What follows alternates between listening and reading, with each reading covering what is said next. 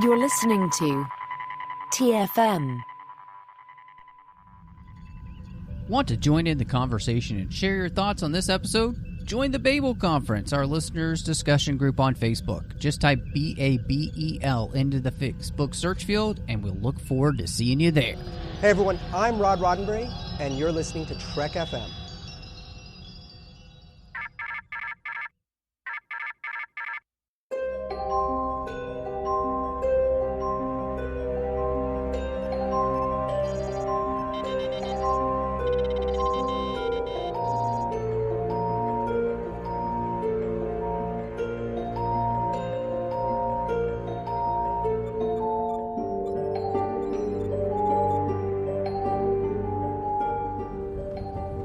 Are you taking all these books? I thought I'd take some light reading. Guess I got bored. Well, hello and welcome to TFM's local books and comic show for Star Trek, and I am just one of the hosts, Matthew Rushing, and I am so excited to be here. Casey, it feels like forever since we've been here to talk about Star Trek books. It does. Yeah, it's just every time we talk, we have a lot of catching up to do, but it's always fun, and I can't wait to talk about today's book and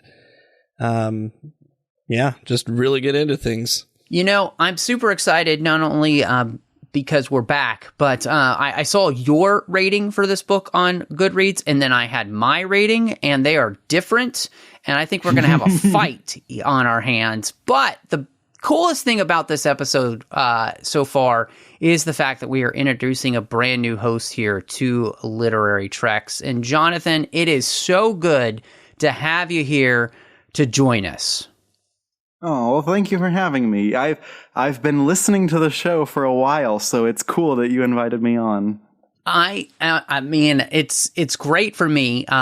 So just so people have an idea, with my new job and everything, it's much harder for me to podcast, and it just time is not as easy. And so Jonathan and Casey are going to be taking the brunt of the Literary Treks podcasting so that this show continues for you, because I wanted to ask you guys, like, to me, it seems like, and maybe I'm biased because I started Literary Treks, but it feels like in some ways Literary Treks is pretty unique in Star Trek podcasting because it's not covering shows and everything. It's doing something that is such a big part of the Star Trek universe, but not a lot of people talk about the books, and there's so many of them. Yeah, when I first got into listening to podcasts, I found Mission Log, because I wanted a Star Trek podcast, and that was kind of one of the ones that came to the top. But, some of the other podcasts that I was finding, like you said, were all about the shows. And I was like, I really like reading the books. I wonder if there's something like that. And just kind of did a little search, and Literary Treks is like the only one that came up. And I was so excited. So I started, I went all the way back to the beginning, whatever point that was. And, to have the longevity that we've had too. I mean, there's so many Star Trek books, but, other shows that I've listened to, other podcasts that I've listened to, they might do a book segment. They'll interview authors when there's new books that come out. But I do feel like we're in a really good spot, a unique place, being able to talk about the books.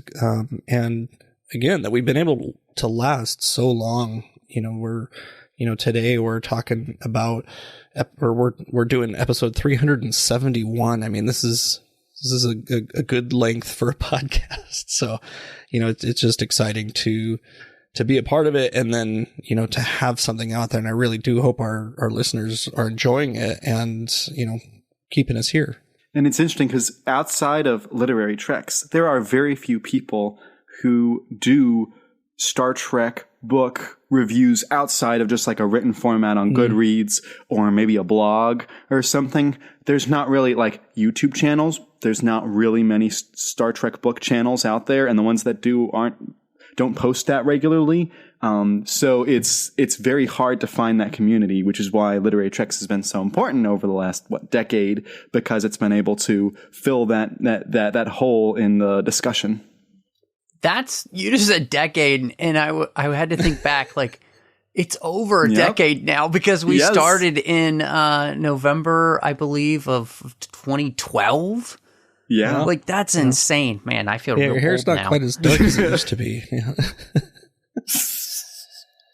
I can say that because I got my own gray. Yeah, I mean, pictures of myself from then to now. I mean, I have way more gray hair. I mean, it's insane. But no, so Jonathan, you're new here to Literary Treks, and so I guess first, one of the big questions that any Star Trek fan kind of gets asked is, what's your favorite Star Trek series? So, while I had watched all of them a little bit, I just never could get into TOS, which is like heresy among Star Trek fans. But it never really appealed to me, the shows, that is. The movies are something different. And then I watched Next Generation with my parents because my dad would turn it on reruns and stuff, and it was fine. But the show that got to me was Voyager. My brother-in-law told me, hey, I think that you'd like Voyager. I think that the characters, you'll enjoy them a lot. And so I turned on the first episode of Voyager and I was hooked. And so I watched it was the first one that I sat down from episode 1 and just watched the whole thing. And it's the only Star Trek show I've done that with. The others, I've watched through them technically all about once, but it was like I would watch some episodes and leave it for a while and then watch episodes. But Voyager really spoke to me. So that was really my gateway outside of the TOS movies. Those I watched a lot because my dad would turn them on because my dad's very much a light Star Trek fan. He will watch the movies, and he watched a little bit of Next Gen, and that's about it. So he's very light in that sense. So that's why my stuff with that era was only very light until recently. I feel like Voyager is one of those series that, like, I liked it when it came out just fine, but over the years, like when I've done rewatches and stuff, it's really grown on me. I mean, Enterprise is the same way, but I feel like Voyager really, gets dumped on sometimes for the big red reset button and stuff like that. But when you really look into it, there's a lot of continuity in it too. I think that one of the reasons that Voyager didn't work, especially when it was on, was there was the frustration that it felt like, oh, come on, why haven't we gotten home yet? And they never get home till the finale. And so I feel like that frustration was there. But on rewatches, when you go in knowing they're not getting home till the finale, you know that you're much more going in for the character stuff, as opposed to DS9, which has character stuff, but DS9, there's so much more plot related focus in the series, and so you don't get that frustration on your first viewing necessarily.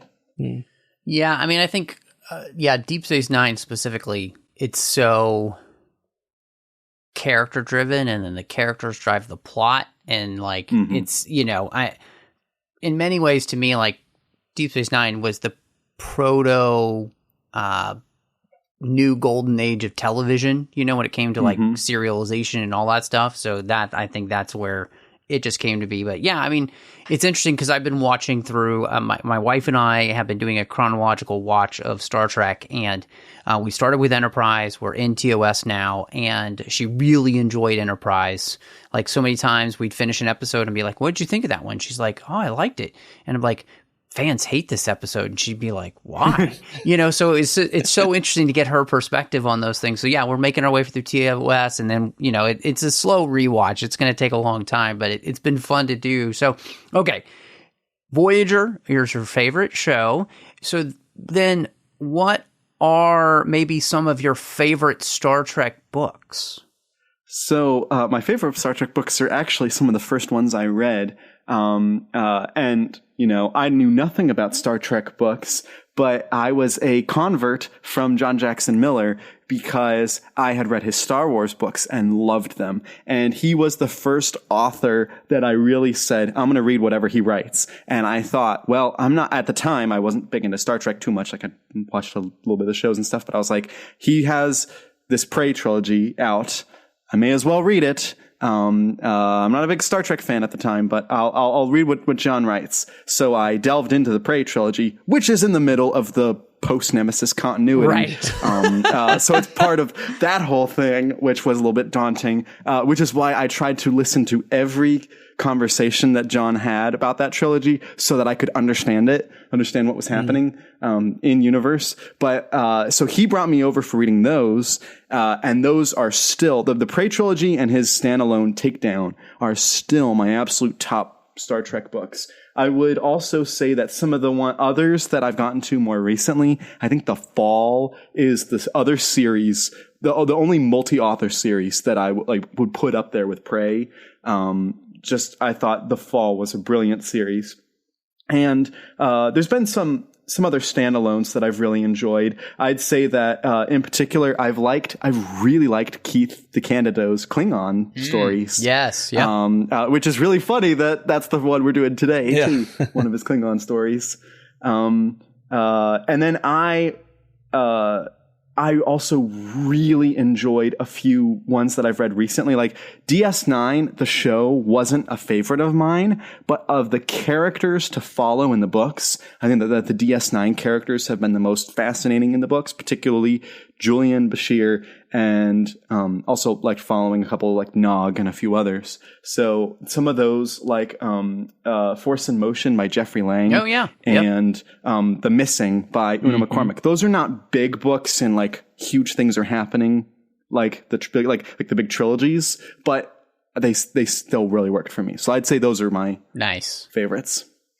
Yeah, that's great. I mean, I love it too. And what I love as well is that, you know, it's fun to be able to have you exploring the Star Trek books now, like that, you know, you like had your entryway, you know, your gateway through John Jackson Miller, and you know, now you're just getting to discover it all, which is fantastic. And one of the things I think I love about this is just the way in which I think the golden age of Star Trek books, which was, you know, after Next Generation and then Nemesis, the movie.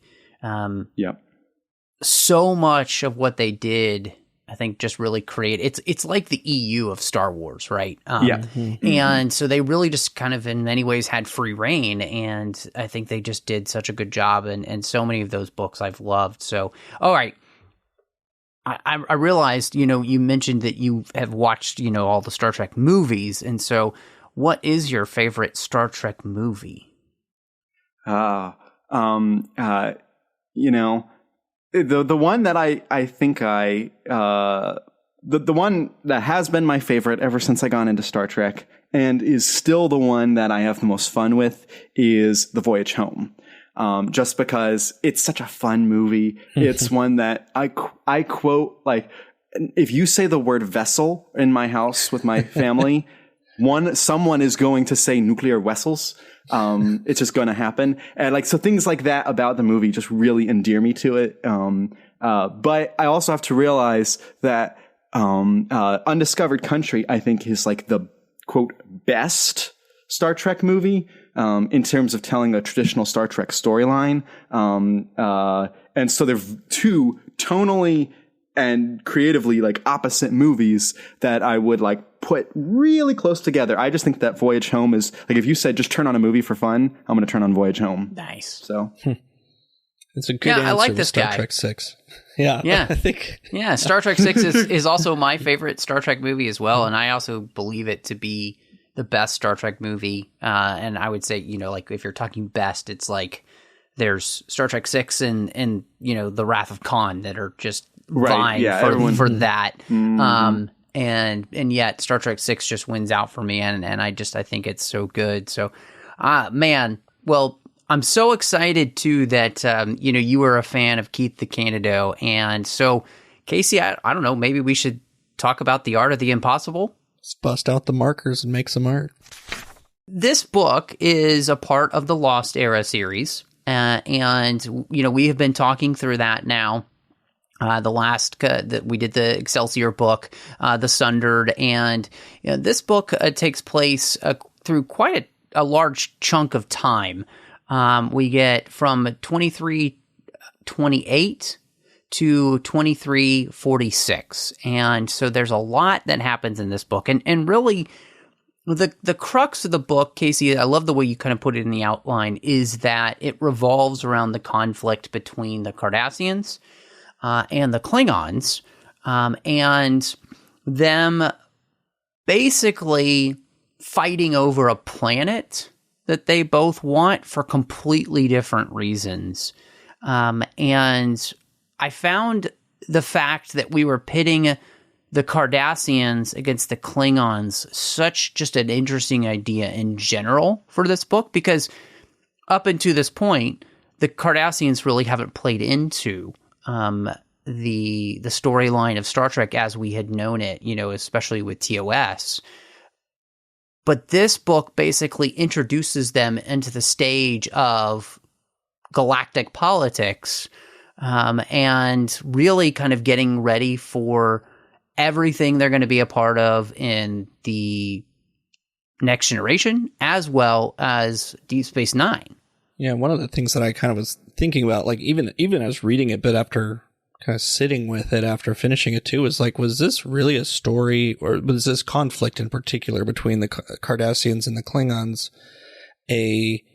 was that something we needed? Is that a story? Was that a gap that we were missing? Like, I just wish I knew how the Cardassians and the Klingons interacted during this time period. And I mean, I kind of fell on no, but at the same time, like you were saying, this is like pre-Terok Nor even. I mean, Terok Nor gets a shout out as it's like being built. So this is really the Cardassians starting to become kind of a front runner for an antagonist for the Federation, and even apparently some of the other ones too. But, kind of at the end of the day, I was, as interesting as this story was and the politics between them, this is one of those stories, or one of the pieces of the stories in this book that I'm not sure, like, I didn't totally dislike it, but I'm also just not sure, like, if this is what I really wanted. When I think of the Lost era, between Star Trek Generations,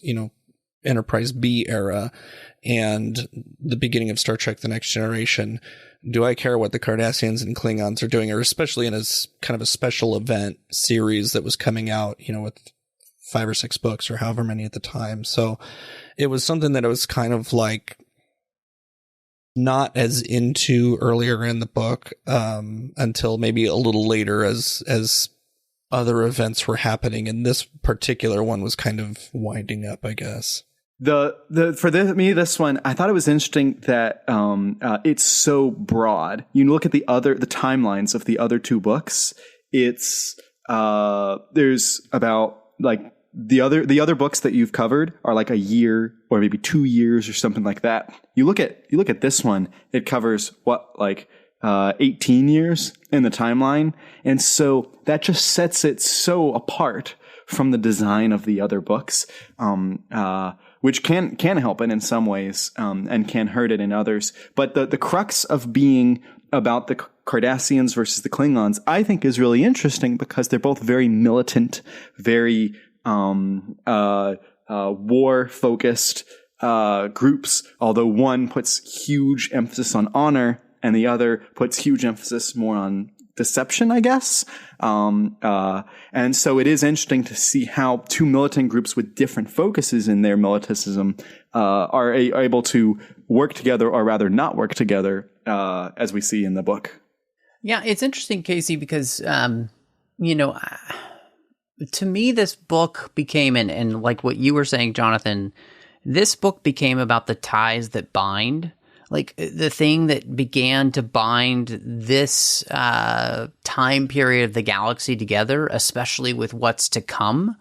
And so to introduce the Klingons and the Cardassians having a scuffle, basically, that kind of catapults them onto the stage of galactic politics and throws in then the Federation, as well as, with the Romulans and everything, tying into the background of, Worf's family history and, tying all that together. Maybe I'll show my hand here, but to me, this book was an incredibly written story in the fact that it's bringing all these things together in a way that, man, if you wanted to create a new Star Trek series, this is it. Because of all of the interconnected political storylines that are going on, the character storylines that are happening. I mean, this felt like a very well-written, almost Game of Thrones-ish type of story with all the political intrigue that's happening between the different species here, especially with the Romulans and the Cardassians and the Klingons, and how they're all kind of using their secret intelligence organizations to fight against one another, while at the same time trying to put on a specific front, and to me, that was the thing that was I was really gravitating towards with this book, is that it was just so interesting. There's so many interesting things happening. There's so many, there's so much Machiavellian action happening behind the scenes with everyone.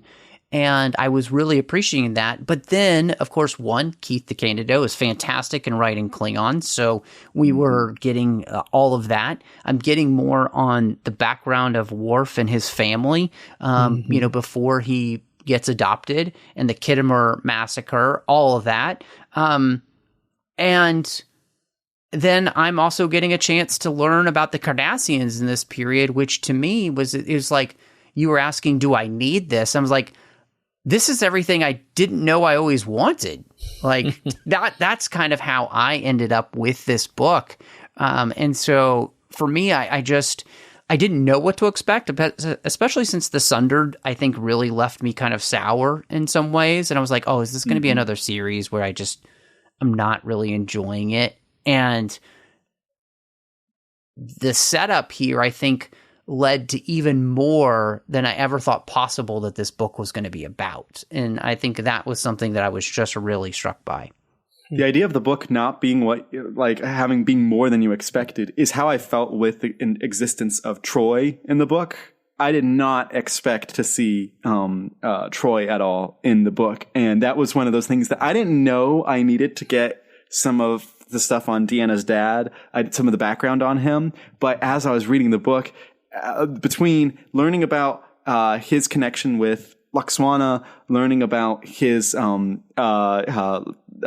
he met her, and then also how everyone's kind of ribbing him for marrying someone from Beta Z, I was like, I didn't know I needed this in this book, because that's not what it was pitched as, but I'm loving it. I'm good with that.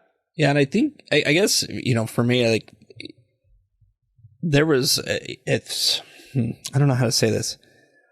I wasn't bored during this book, I'll say that, and it was pretty quick to get through, because it moved. I mean, you got 18 years to cover in a book, so it moves. And I can kind of after listening to you guys a little bit too with the Cardassians, with the Cardassians and Klingons, it's that is something that we can't wrap up in a couple of years. We're not going to have two very different, although still similar, peoples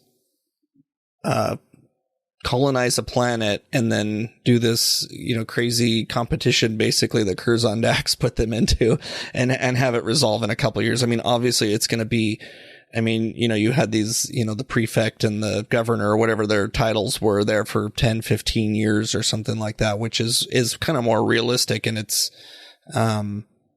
And maybe for me, it was more the setup at the beginning and not expecting this conflict. 'Cause I'm thinking I see Worf, like General Worf on the cover, or maybe that's Moog. I don't know, but, on the cover, and I think, okay, this is going to be a Klingon story. And it is. And you get the the Cardassian in the shadow in the background. So there is some intrigue there, but say what you will about the Romulans and how much we get them. I kind of almost wanted more of the Romulans, especially maybe even in this Cardassian Klingon. We don't see the Romulans come in until later. And I kind of like the Romulans. And so I almost would have liked to see them just peppered in just a little bit, or unless I missed something, I guess.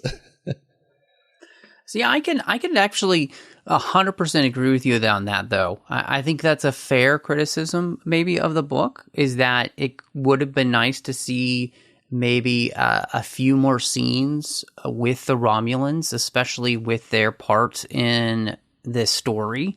I mean, it's enough to get how they basically pull the strings and make a lot of this stuff happen, but so do the Cardassians at the same time. And so I think it was interesting because, you know, what we come to know about the Cardassians is how much they are like, in many ways, the Romulans.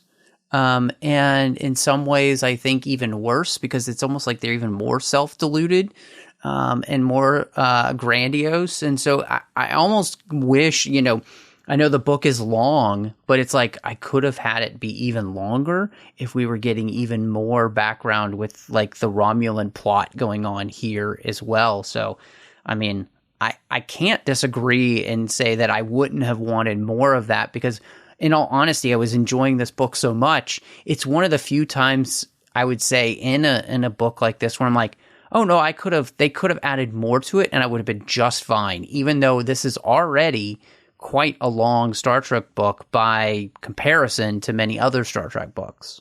And what's really weird, when I was reading this book, I noticed that just look at the font size of the average Star Trek book that was coming out in the early 2000s, and then look at the font size in this book. The font size is so much smaller. So when I got the book in the mail, I saw, oh, it's only 350 pages. That's going to be a really quick read.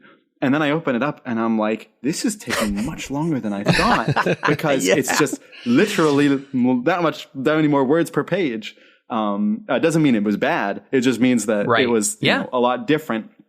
And I think that I would actually push back and say I would have done one of two ways. I would have either made it longer and turned this in and of itself into a trilogy. I think that you could have really done more character development with the different characters and also added in more of the Romulans if each part in this book was its own separate book, which I think Keith could have done. Or I think that they should have focused the book and not made it so broad and cut out the Romulan elements of it and made it more focused on the Klingons v. Cardassians and just made it a shorter book. I think that one of those two things would have worked well. I just felt that it was just this book had so much going on, which was cool, but it was a little bit a mile wide and an inch deep is how I felt in some ways. Yeah. I guess I can see what you're saying, but I think I enjoyed it all too much. Yeah. And so, and again, what both of you are saying in the sense of like, seriously, if Keith had made this like a duology, you know, I think, Casey, this is a book that could have been a duology. You know, we've read some trilogies that should have been duologies. Right. This feels like a book that had so much good stuff in it that you could legitimately have seen them expanding it to 2 books with no problem, and actually I think making it better rather than worse.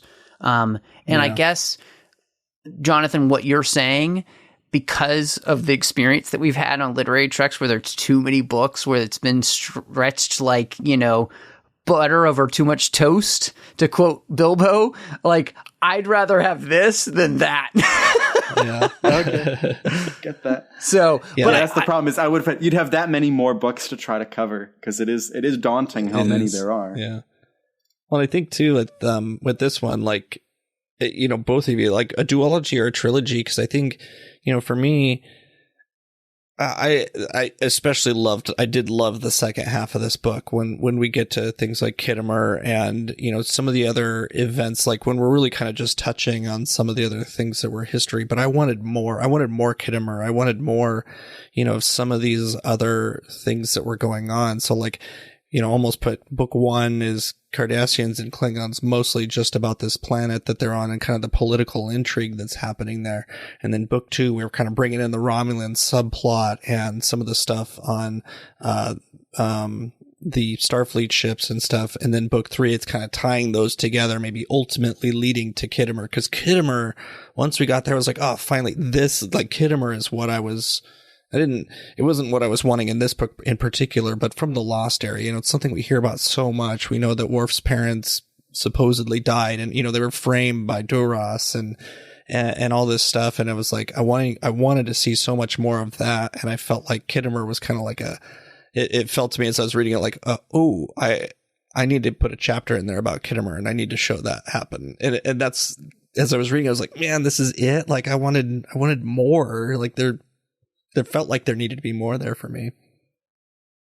Yeah, I think you know, in all both of your criticisms, in some ways, I think I'm there with you in the sense I could have totally had more of this, and I could have had this be, you know, 2 books or 3 books, and I would have been sublimely happy, because what Keith, I think, is giving us in this book is so good, right? I think his writing style, his understanding of the material, his understanding of the characters that he's writing and everything is so good. I wanted to ask you, just as we were talking about the Cardassians and the Klingons, one of the things that I found really, really interesting, and I think this is also a place that if you had had, you know, more than one book to cover this, I loved the juxtaposition of a people who are willing to sell their history for the future, and a people that might hold on too tightly to their past at the expense of the future. And that to me was really, really interesting, because it's one of the things that I think sets the Klingons and the Cardassians apart. And I think it also makes for some very interesting commentary, which, you know, one of the things that we love about Star Trek is the way that it helps us to be able to think about our own lives and the universe that we inhabit. And that is, I think those are 2 ways of life, which are, I think this book kind of shows, neither of them are preferable. There's probably a better way. And I almost wish that theme had been able to be explored more because of it. I did really like that at the beginning they set up that there is a reason that the Klingons are so worried that about someone else uncovering the remains there. And so it was interesting reading the book that essentially to the Klingons, the world doesn't particularly have a strategic value to them. I mean, they try to find reasonings for why it does so they can hold on to it. But in reality, it's all about protecting that secret about the dishonor and stuff with that house. And it's interesting how compare that with the Cardassians, where they really don't care about exposing a house or anything, that information, but the getting those resources, gaining the upper hand on the Klingons is what's so important to them. So I loved that sequence near the end of the book where they're revealing everything, and they're like, really? That's it? That's why you guys were so worried about this? Like, man, we've been fighting over nothing, really. Like, really. And so I thought that was a great setup and payoff in the book.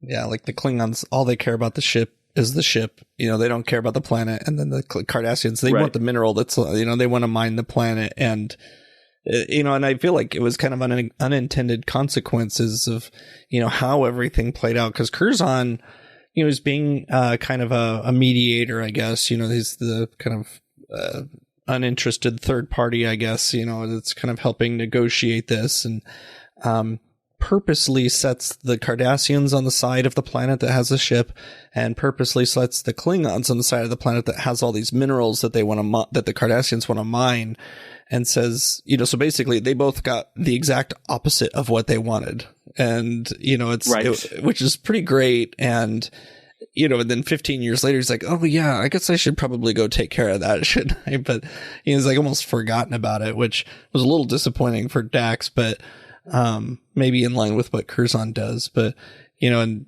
Matthew, to your point too, it's like, this is one of those plots that does what we want our Star Trek to do, and does it in the novels. And that's something, that we've talked about before is, getting our tie-in fiction to do the things that we like from what we're tying into. And so, seeing, what the Cardassians and Klingons are doing, like holding on to these things, and now the other one has what we want. I mean, we see that on our own planet all the time. You have what I want, I have what you want, and we're actually going to fight about it now rather than like sit down and negotiate. And then,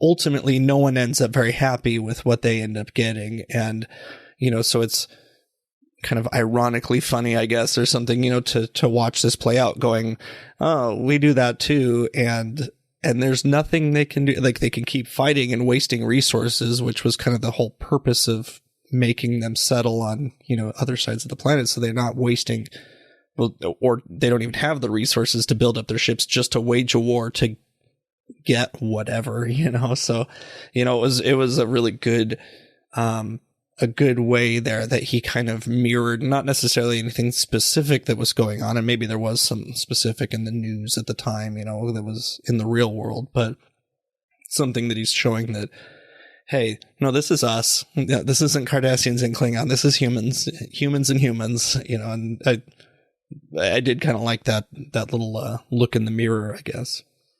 It's interesting too, because you mentioned Curzon and his solution, which I found so interesting because in some ways it's almost like a King Solomon thing. Like, I'm going to split it, and then, But the thing that was so interesting was the way in which, and this is where I really loved, having Curzon there and having him be a part of this, where he realizes, look, I knew and I know a ton about Klingons, but I completely misread and misunderstood who the Cardassians are, which again, I think really added to this time period where the galaxy is really learning about Cardassians for the first time, because it's when they kind of become a part of the galactic struggle, and insert themselves into, as we were talking about earlier, galactic politics. And I found that to be really interesting. And so to have Curzon make this mistake, even though I don't know how he could have not made this mistake, because, I mean, he's just going off of this experience he has as a negotiator, and that, well, he doesn't have a ton of experience with Cardassians. And so he's kind of basing it on what he knows of other races, and he just miscalculates who the Cardassians are, and it kind of costs everybody. But at the same time, everybody's making miscalculations about everyone at this point, because they're all figuring one another out. And I think that kind of like political malaise that's happening there, that kind of like that soup that you're in, that almost, and it's like the fog of the Cold War here that's happening between all of these powers, because it's not a hot war, but it is definitely cold. And there are some skirmishes that happen kind of in much in line with what we would have gotten in our Cold War with Russia, as the United States had. But yeah, that part I really, really enjoyed. And I thought Keith had done a great job in building that out. And again, as we talked about earlier, it's one of those places where it almost felt like there was always a place where you could have had more on every part of the book, to continue to add into that. And so, but I just found that incredibly fascinating. It was interesting that Curzon is in an interesting place because, the Federation tries to be that neutral arbiter, and for the most part, he is a neutral arbiter. But at the same time, they just, fairly recently in their history, like 20 or 30 years ago, made a deal with the Klingons at Khitomer and have been slowly becoming allies with them. Mm-hmm. So even though they're kind of neutral in this position, they kind of do have to, the Klingons have to have a good outcome here. And Curzon's solution reminded me of when you have two kids on the playground fighting and the principal calls in the parents and says, all right, we're going to have a play date. The two kids are going to play together and we're going to make them get along. And then it just does not work because it's two totally different personalities. I'm a teacher, so this is my, that's my kind of analogy. That's how it felt, because Curzon's like, all right, you both can take the planet and then we'll see who, whoever is respectful, we'll get the planet. And then neither one of them is respectful and both of them start doing bad stuff. And he's like, all right. And he should have said, neither of you gets the planet. Yeah, we'll take should have had like someone else. Yeah, we'll take the planet. Yeah, that's what he should have done. But Curzon doesn't do that. It does make me wonder how much foresight he was like that Curzon put into this, because you get the impression, like in all the different Curzon stories that we get, that he was, very good at what he did. He's, friend with the Klingons and is a good ambassador and negotiator and stuff like that. But, especially by the end of this book, there is some kind of, and again, it's hard to know, is Curzon being playful when he's like, oh yeah, I kind of forgot about that place. I should probably go back and check on them, which is, it's also kind of a Star Trek trope that we put people on a planet and then we just disappear and we never see them again. So exactly. And this time he's being called out on it. So he needed the California class to come along for second contact, and make sure that things got cleaned up. Maybe he has that cleanup ship. We always make the joke here on the network that Kirk has that ship that follows him around to clean up his messes. Maybe Curzon needed that ship too. So one of the things that, as we've been talking about the book, one of the things that this book has, and part of that is because of the time period that it covers, the extensive time period, we do have a lot of characters that we know from other parts of Star Trek that play into this book. And Jonathan, you mentioned, of course, the fact that we get Ian Troy here and we learn about him. We've got Elias Vaughn. We've got Curzon Dax. We've got Moog, the son of Worf, the father of Worf. We get, Rachel Garrett. And so we get a lot of these characters and we get more of their stories here. And I guess the question was, and Casey, I think that the way that you phrased it on the outline was really interesting. There are a lot of characters. Were there too many different characters in this book? Or did you feel like it was justified, with the amount of time that we're covering in this novel? Yeah, one of the risks I think that we always have, especially in a period like this, is the small universe syndrome or the small world syndrome, where it's just like, wow, we got a lot of people who we've already heard about that are in a room together or just even in the same book. And I think for the most part, because of the time period that this is taking place there, we've got a lot of very young people who will grow into people that we know and love. Elias Vaughn was somebody who was created, I think, around like in the Lost Era books maybe or somewhere, and was one of those characters that sounds like they were intending to be long-lived and to show up later in whatever, or maybe he came along in Deep Space Nine and then we brought him back here. But there's a few mentions, like Uhura gets a mention. She shows up once and it's kind of like, I don't know if we needed that. That was kind of maybe a little bit forced for me, but I feel like the way that these I feel like the way that these characters were used was actually really well done, because we've got Commander Rachel Garrett. She's not a captain. She's about to take command, I think, of the Enterprise C, or she knows it's up for grabs, something like that. And so we know that's coming. Curzon, obviously, is somebody that we like to see. This time period is also the time when, Worf is a young child. Khitomer, we're in that period after Khitomer where there's going to be an attack. And even Kempek, and seeing him become Chancellor, seeing the Arbiter of Succession and him winning this, battle, like all these people getting put in their places and getting set up for the future, just worked. And I felt like they were pretty well utilized for for the most part. And Ian Troy, especially, like I think Jonathan, you said earlier, like this is not a character I was expecting to see in here. And when we did and we started getting to know him, it made his story through the book that much more impactful for me, and was probably one of my favorite parts of the story was having him in there and learning more about him, because he's just one of those characters that we've gotten a name and a face before, and that's it. And so, you know, as far as all these characters are concerned, like this is one of those rare times where I'm like, you know, bring on the characters. You know, I you know, if Keith is gonna use them this well, then do it. Except for maybe Uhura. Like that's the thing, is I agree with there being a lot of great characters. My problem is I feel like someone should have been cut, but I don't know who. Mm. I don't know. Like if you had to say, all right, who do you cut in this?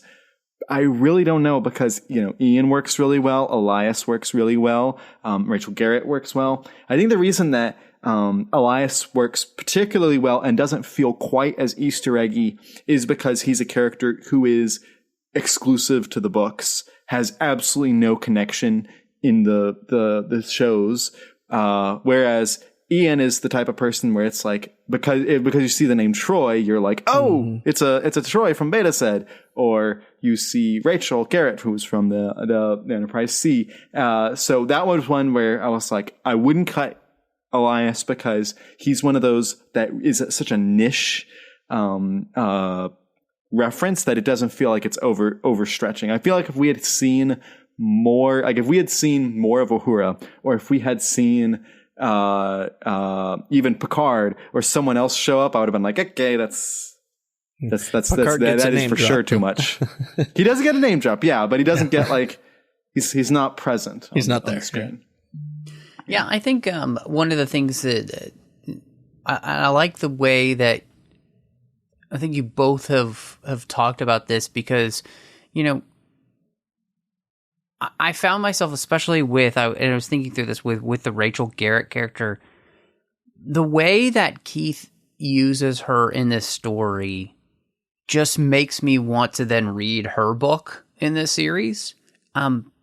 But also because this time period covers the time period where the Enterprise, you know, goes back from yesterday's Enterprise and then is destroyed. It's so heartbreaking, right? Like, you know what's going to happen, and then you're reading the book and it happens and you're like, man, I just want more of this character. And again, this is one of those things where I always kind of wish that this time period was the one that they decided to play in instead of Discovery, because I think it's so much more rich with opportunities with things like this happening. And I think, again, this book really shows that if you're going to play in a time period, play between the original series and the Next Generation, because, you know, trying to fill in a 10-year gap is ridiculous compared to almost 100-year gap. And this book, I think, brings that to light with all of these different types of characters that you can utilize, you know, and you know, I think like Uhura, you know, having her be there was kind of interesting, because we kind of have known that she went into Starfleet intelligence, right? But we've never really seen her. So just to kind of see her as like a true cameo was just interesting. And then, of course, we know as we see that, you know, she's also in an upcoming book in this series that, you know, stars Cisco.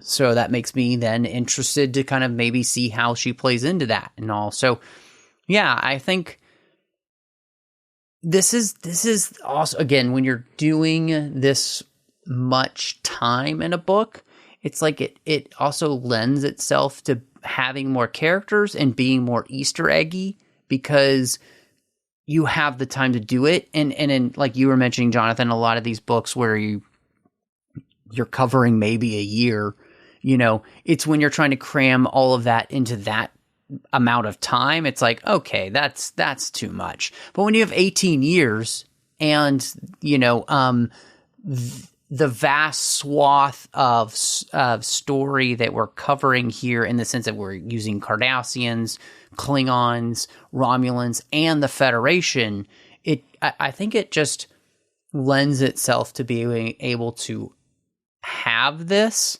and not feel like, really, we're going to do that, we're going to bring that character in, whereas other books that we've read where you're like, okay, yeah, you're just doing that so you can put them on the cover and, make more money, even though they're in the book like 5 minutes. So, yeah. And I think originally I had thought that there's maybe too many Easter eggs, but, especially as we're talking and about these, and like you said, Matthew, like 18 years, of course we're going to get Easter eggs. There's a lot that happens in 18 years, and so, I think when I was my just initial thoughts, when I was kind of putting some notes on the outline and everything, I was like, I think we maybe went a little overboard with the Easter eggs, but I don't know, not now, especially talking to you guys and kind of thinking about it more. It's like, yeah, maybe it was kind of just the right amount, or, so, yeah. Well, I mean, was there anything else that stood out to you about the book, either good or bad? I'll say the thing about Worf was that first, I'm just frustrated that they both have the same name. Yeah. They don't have like a last name or any other modifier to it. That is frustrating. But I liked that the book clarified it, because I thought it was that Worf that we see in Undiscovered Country was like a uncle or something like that. I think I had read that somewhere. And then it makes it out that it's his grandfather. So it's Worf, son of Moog, son of Worf. And I like that we got that understanding, and we got that, the first Worf dies, and so then everything goes on to Moog, and then Moog dies, and then everything goes on to Worf, and he's kind of outside of the family, outside of the Klingon Empire with the Rozhenkos, and you're like, man, he just the Worf clan, which they don't have like a House of title like others do, but man, the House of Worf, they have it rough in this book. And I actually really liked that, because I thought that it's a good setup for where, our Worf that we know, our Worf is by the time he gets to the next generation. You understand why he's so hard and embittered, because he's just had a rough life up to this point.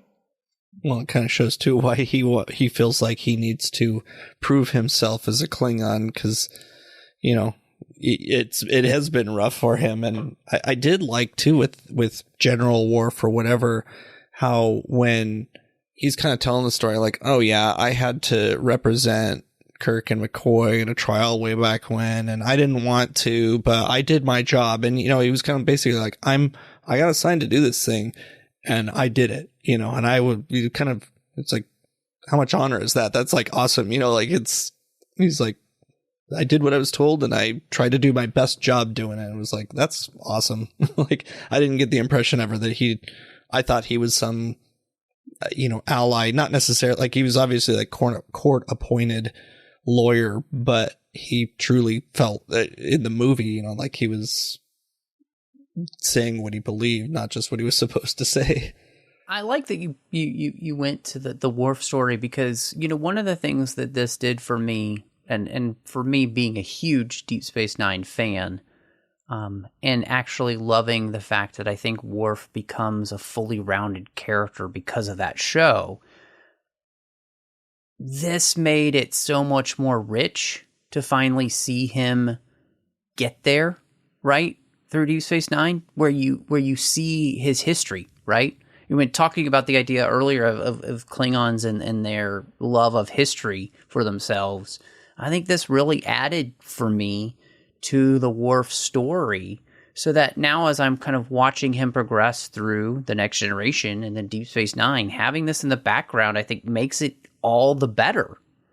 And it enriches then those stories you see with what happens in the TNG era and all the trouble he goes through there. And then, to see him finally get to that place where he's the one challenging the Chancellor, and then handing it off to Martok, and that he becomes the very thing that he really did always want to be in the end, which is a Klingon full of honor, who truly actually understands what that word means. Like this, I think, really adds to that story, which is Casey, we've mentioned so many times, like in tie-in fiction, that's what you want.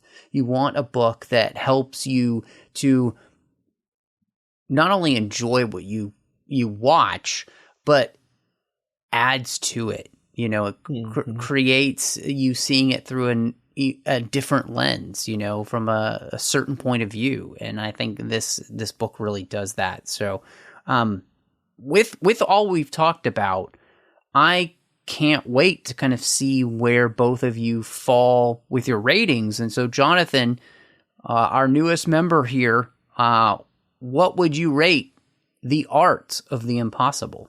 I gave it like a 6 out of 10. I enjoyed it. So it gets a positive rating for me.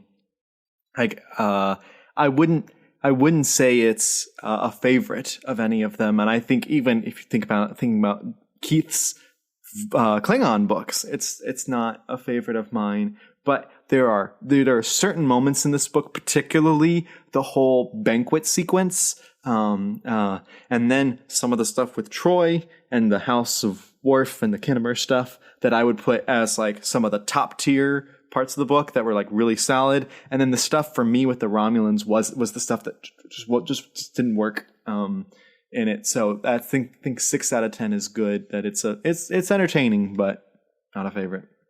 Yeah, I ended up, going with on Goodreads. It's a 3 out of 5. You're right. I would bump it up to a 3.5, probably, especially based on our discussion here.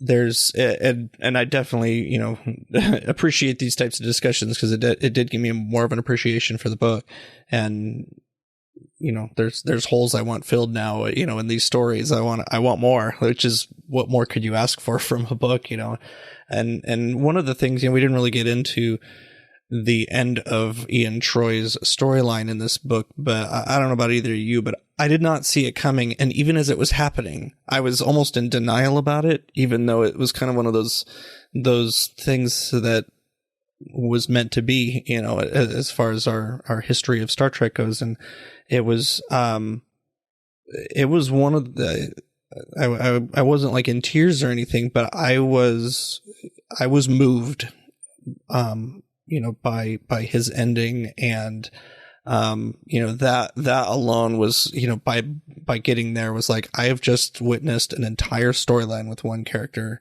in one book, and that alone really made me appreciate it. But even still, like some of the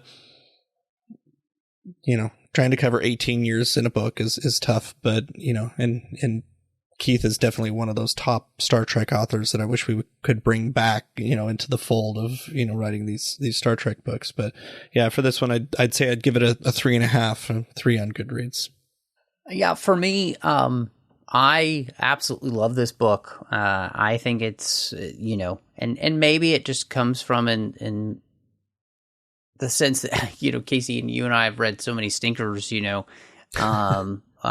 all honesty, I think throughout last year it was kind of a struggle, but I give this a 5 out of 5, 10 out of 10. I loved it. I thought it was fantastic. I really, to me, it felt like kind of that prestige television type of material where there's just, again, it's all that political intrigue, and I think what we talked about, it's like, I could have just had, this could legitimately have felt like have been a duology, maybe even a trilogy, but at least a duology, and I just would have, ate it up. So this is the type of story that, I really want more of, and I like the fact that I was left wanting more of it than being like, wow, when is this going to end? And so that it could be that I'm being a little generous, but I liked it so much, and so I'm really glad that we got a chance to read it, and I can't wait to get to the other books, man.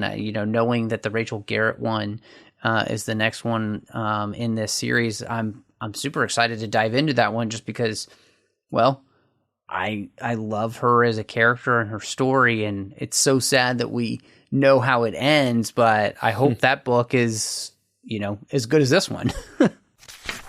Well, wow, what a great discussion, and it's so good to have, it's always great having new voices on here, but Jonathan, I can't wait to continue through, journeying through the books, with you. And,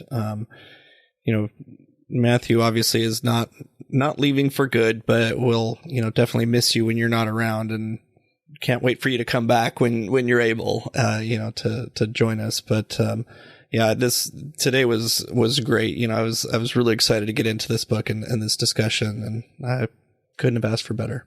Thanks for having me on. This was fun. I'm glad to have people to talk Star Trek with, because in my area, there really is no one. Man, well, welcome. Well, yeah, welcome to the TFM family, Jonathan, and I'm super excited just to have you guys continue this show. And I will love being on when I can with you guys, and at the same time, I'm so thankful that have two people here who really appreciate and love, Star Trek, but also Star Trek books in the way that both of you do. And so I think that I couldn't have asked, for better. And so before we get out of here, though, Jonathan, introduce where everybody can find you if they'd like to see what else you've got going on outside of Literary Treks. So for book reviews, I have a YouTube channel with Jonathan Koan. You can find, I do book reviews of all types of genres. I do fantasy, science fiction. I do tie-in fiction like Star Wars and Star Trek. I do John Grisham books, all that type of stuff. So I do a lot of books on there. And then I also actually write Star Trek book reviews in a written format, both on my Goodreads and also for Roku Depot. And then I have a Twitter account at Jonathan Koan, where I talk about all, if you want movie stuff or TV stuff, that's where I talk about that stuff. That's awesome. And goodness, people, Jonathan reads more books than anyone that I know. And so following his reviews is worth it. Because thank you. Yeah, your detail in the book reviews is fantastic. And so yeah, I couldn't recommend more following you, because in that way, because you really do, one, you read a ton, and two, I think you do a great job with it. So Casey, where can everybody find you? Well, before that, I'll throw a little praise on Jonathan too, like the YouTube channel too, like the various types of videos between the reviews. But then I always love watching, your TBRs for the months, or sometimes when you do your kind of top Star Trek series, or your different subjects, I guess, of the videos. It's a lot of fun, and I love watching people on BookTube, and Jonathan included, to figure out what I'm going to read next. So more effusive praise for Jonathan here. And so when I'm watching Jonathan on YouTube, you can also find me on Goodreads, Letterboxd, Twitter, and Instagram at Knitting Trekkie. I've also recently, like in this year in 2024, started kind of a blog to do my own written reviews. I've already started falling behind on it, but it's at bookbusterreviews.com, and just kind of more of a place to keep myself honest, I guess, on my own reviews and getting my thoughts down in a place that I control, the content. But and then you can also find me on Facebook poking around in the Babel Conference from time to time. And Matthew, where are people going to find you when they're not hearing your dulcet tones in their ear holes? Well, of course, you can find me all over the place on social media under Matt Rushing 02. Still, of course, in the 602 Club, talking about all of the fandoms we love outside of Star Trek here on the network. Chris and I do hope to be back to the Orb and Warp 5 with those rewatches as well as soon as we can. And of course, I'm also on Aggressive Negotiations over on the Nerd Party Network, talking about Star Wars each and every week with John Mills. And then I've got a completed show there, of course, with Drea Kaufman about Harry Potter. We talked about every single chapter of that series on Owl Post. But thank you so much for joining us. And until next time, live long and read on. You call that light reading? To each his own, number one.